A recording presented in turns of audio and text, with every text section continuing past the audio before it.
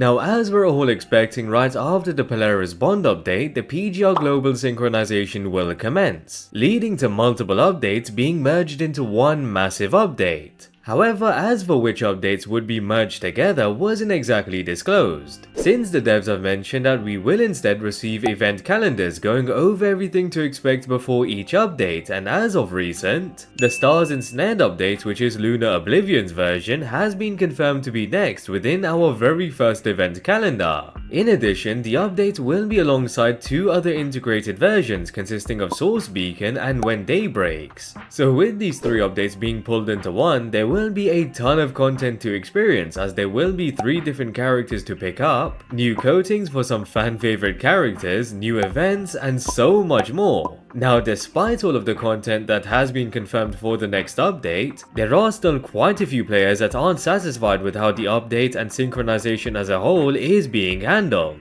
More specifically, spenders may not have that great of a time even with the amount of new and exciting content coming our way in the next update. Just before we go into any further detail about the content within the most stacked updates ever in PGR and the issues that do still exist, would really appreciate it if you could subscribe for more Punishing Grey Raven content and drop a like if you enjoyed the video. Now, kicking it off with the characters that are dropping within the Stars Ensnared update, Lunar Oblivion will be the first out of the 3 characters to drop on the release of the update. Then a week later, Teddy Decryptor will drop, and another week after, Bridget Audio will drop. Regardless of them being spaced out, there will be 3 characters in total, which might at first seem a bit overwhelming. But Lunar Oblivion is in fact the only S-rank character out of the 3 characters. So considering the fact that Luna will drop first, players would have much more time to pick her up, and I do expect there will be a lot that would want to. Not just due to the fact that it is Luna, but since the Oblivion frame will be the very first Nihil character in their game. Essentially, Nihil is an entirely new element, and since Lunar Oblivion is the only Nihil character for quite some time, you would then just want to stick her with your best amplifier and tank, which does mean that Luna is technically more flexible and team building than most characters. In addition, with how great our most recent DPS characters have been, such as Chu Shukra, it would then be fair to expect Lunar Oblivion to also be a powerful DPS. Therefore, quite a lot of players I do expect will want to pull for Luna due to being incredibly unique and insanely powerful as an attacker. So considering the fact that there are 2 additional updates integrated into the Stars Ensnared update, it does mean rewards from events, missions and dailies will be tripled, which will certainly make it much easier for players to pick up Luna along with her duplicates. Of course, if there were multiple S-rank characters dropping within the same update, which they likely will be in future version updates, it then wouldn't be as comfortable as an experience, since you may want to pick up multiple S-ranks in such a little amount of time. However, with Luna being the only S-rank character this time round, it does reduce the amount of pressure for the first massive update at least. So then, with Teddy and Bridget being our brand new A-rank characters, as usual they would be expected to join the standard banner where you are able to target an A-rank character to drop. However, it was in fact stated in the patch notes going over the plan to synchronize Global and CN that A-ranks would essentially be given for free. More specifically, new version specific missions will be introduced, allowing players to obtain A-rank character inver shards upon completion with a max of 320 shards for each new A-rank character. The missions are said to revolve around specified serum consumption targets within the version. Though regardless of how much stamina will be required to be consumed, the fact that the A-rank characters are not only given for free, but also being able to ascend them to SSS+ rank is pretty insane. So for those that decided to start PGR due to the synchronization, or players that have just started new accounts, will essentially be receiving a huge head start with 2 SSS+ rank characters in the very first update.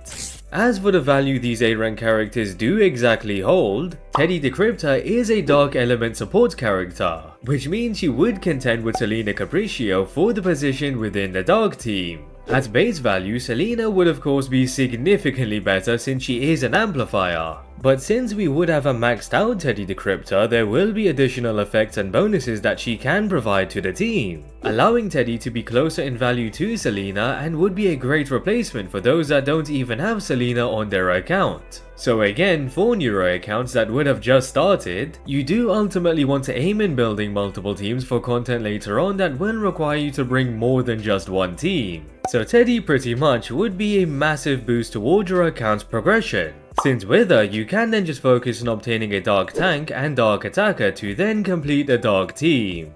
As for the other A rank character dropping being Bridget, she will also be going up to SS+ and is a fire type tank character. However, for most players that did pick up Watanabe Epitaph, even as a SS+, Bridget would simply be inferior and you would definitely still want to utilize Watanabe as your fire tank.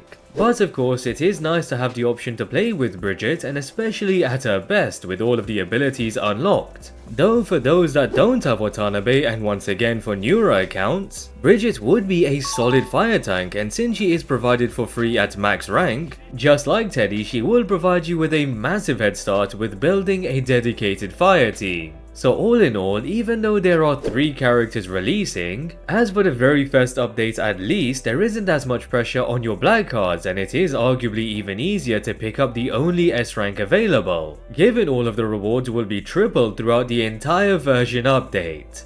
Now with that being said, it does all start coming slightly downhill when considering the brand new coatings. In total, there are 4 new coatings and 1 rerun coating, which are dedicated towards massive names consisting of Lucio Crimson Weave, Lamia, Bianca Stigmata, Luna Oblivion, and there's Imperia's rerun coating. So given these specific characters are quite popular, on a normal occasion where these coatings are spaced out a bit more, I would assume most players would try to pick a few of them up. However, with all of these coatings dropping within the very same version update, along with the fact that players would have to spend rainbow cards to pick them up, and Lamia's coating in specific being a gacha coating, which would require possibly 15,000 black cards to just pick up, considering that packs and paid content as a whole hasn't been adjusted whatsoever and there is still no news on it happening, it is just going to lead to significantly less players picking up these coatings despite how amazing they will look. Even as a free-to-play and going for the gacha coating, it would be quite a tough decision to invest a whole rotation for a character when up to 3 banners are dropping in a single version. As of the Stars Ensnared update, there is only Luna as the S rank character, so it wouldn't be as rough.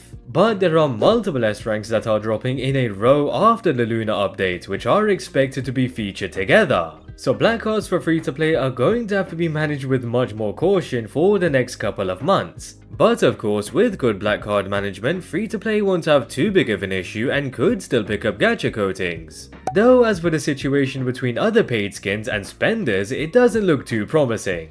With that said, given there is still 3 weeks till the release of the Stars Ensnared update, we could possibly see some news on discounted rates, but I do understand if players are starting to lose patience.